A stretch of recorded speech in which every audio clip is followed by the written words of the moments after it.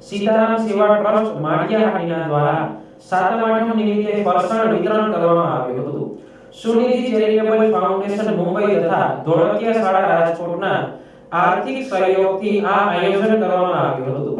દર વર્ષની જેમ આ વર્ષે પણ આશરે 400 નાના પરિવારોને ફરસાણ આપવામાં આવ્યું હતું।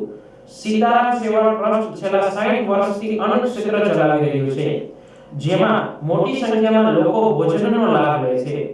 આ પ્રસંગે સીતારામ સેવા ટ્રસ્ટના સંચાલક નીલેશ રૂપારેલિયા, મહેન્દ્ર ગાંધી, બ્રહ્માકુમારીના બહેનો તથા મોમિન સમાજના આગેવાનો ઉપસ્થિત રહ્યા હતા। આજરોજ સીતારામ સેવા ટ્રસ્ટ દ્વારા સુનિધિ ચેરિટેબલ ટ્રસ્ટ મુંબઈ અને ધોળકિયા સ્કૂલ રાજકોટના સહયોગથી અંદાજિત 400 પરિવારને ફરસાણ વિતરણ કરેલ છે। આ રીતે 37 વર્ષથી આ સંસ્થા ચાલે છે અને આ સંસ્થાને દર વખતની જેમ આ વખતે પણ ટ્રસ્ટ દ્વારા અને સહયોગથી આપેલું છે।